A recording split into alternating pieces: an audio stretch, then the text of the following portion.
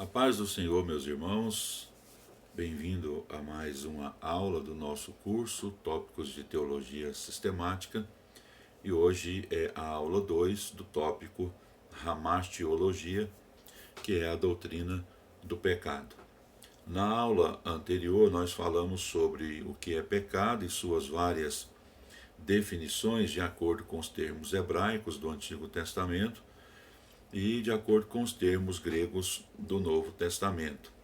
Nesta aula de hoje nós vamos falar sobre o homem antes da queda e a origem do pecado no universo. Então, o homem antes da queda. A Bíblia é a única fonte segura concernente à criação do homem e seu estado original. De forma simples e objetiva, o Gênesis declara que depois de tudo feito, lá em Gênesis 1 e 31, viu Deus que era muito bom. A Bíblia revela o primeiro estado do homem e a história da perda do seu primeiro estado de santidade pela queda e também a possibilidade de sua restauração, conforme a gente pode ler em Colossenses capítulo 3, versículo 10, e Efésios capítulo 4, versículo 24. Na letra A, aí diz, criado à imagem e semelhança de Deus.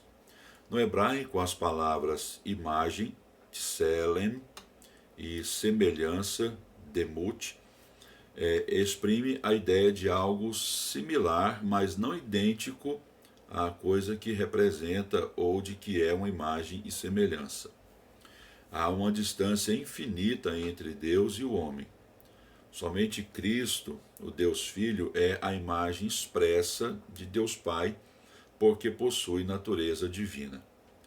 Matthew Henry, ou Matthew Henry, escreveu: a imagem de Deus no homem consiste em três coisas: em sua natureza e constituição, não do corpo, pois Deus não tem corpo, e sim das características da alma e do espírito.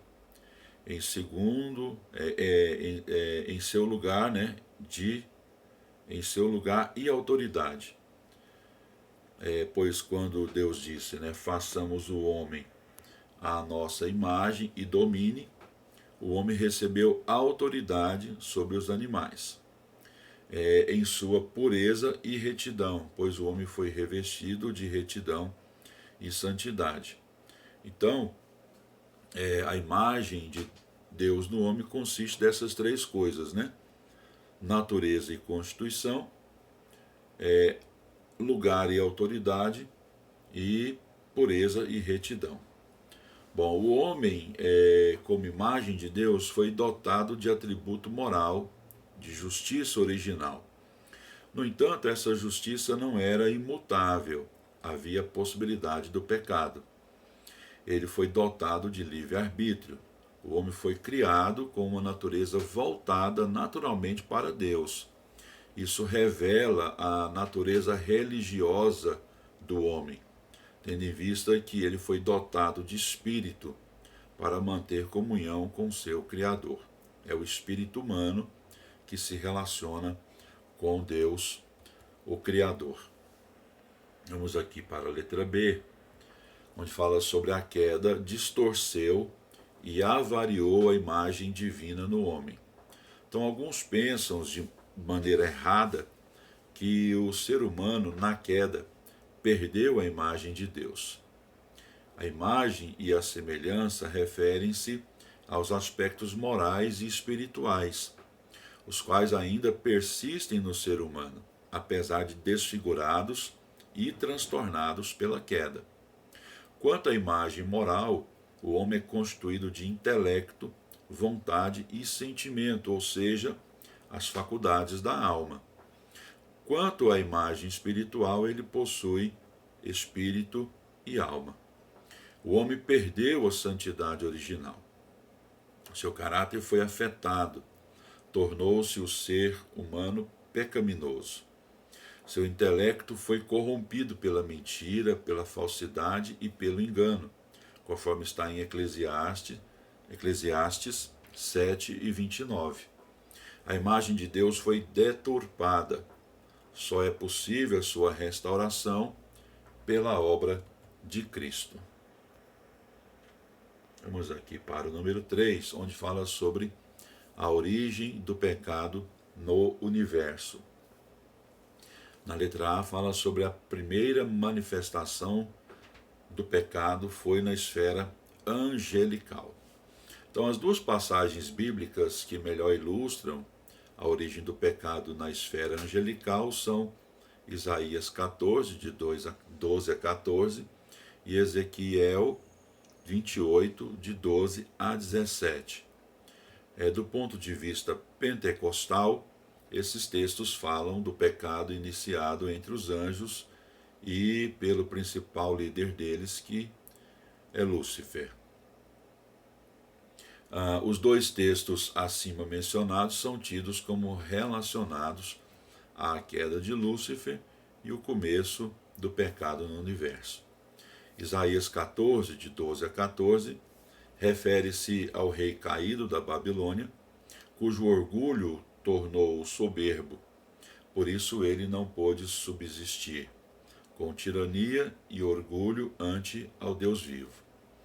Diz o texto que esse rei era elevado e importante, mas por seu orgulho foi cortado como uma árvore. Segundo a linguagem metafórica, o texto sugere o relato da história da queda de Lúcifer, denominado Estrela da Manhã, o qual por sua rebelião foi expulso da presença de Deus. Ezequiel 28, de 12 a 17, apresenta um lamento sobre o rei de Tiro, mas a linguagem figurada ilustra a queda de Satanás. Esses dois textos nós vamos trabalhá-los de maneira mais detalhada quando formos estudar sobre angelologia. Angelologia. Dentro de angelologia, a gente vai falar sobre a história de Satanás, anjos caídos, demônios, e então a gente volta nesse texto e vamos estudá-los com mais detalhes. Então está claro, através desses textos e de outros também, que o pecado foi originado por Satanás. Ele pecou antes de Adão e Eva.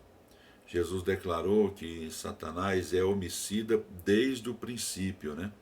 Essa expressão desde o princípio, lá de João 8,44, 1 de João 3 e 8, indica que no contexto da história da criação, Lúcifer fez-se opositor a Deus desde o início da criação do universo material.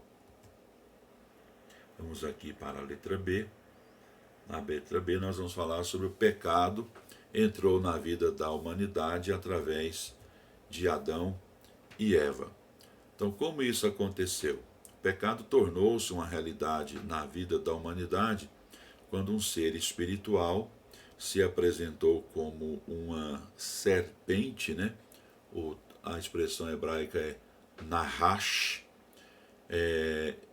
que vem da palavra Nahash, que significa engano ou feitiço. Então ele enganou, né, a mulher.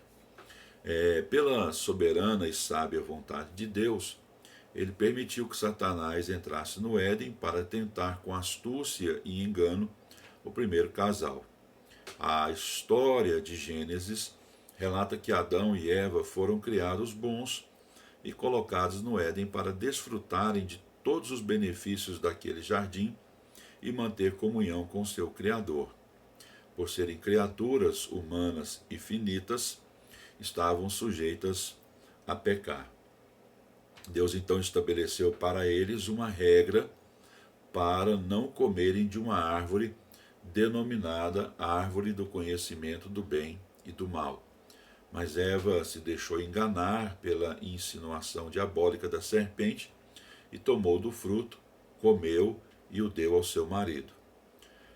Duvidaram da veracidade da palavra de Deus e acataram as insinuações do diabo.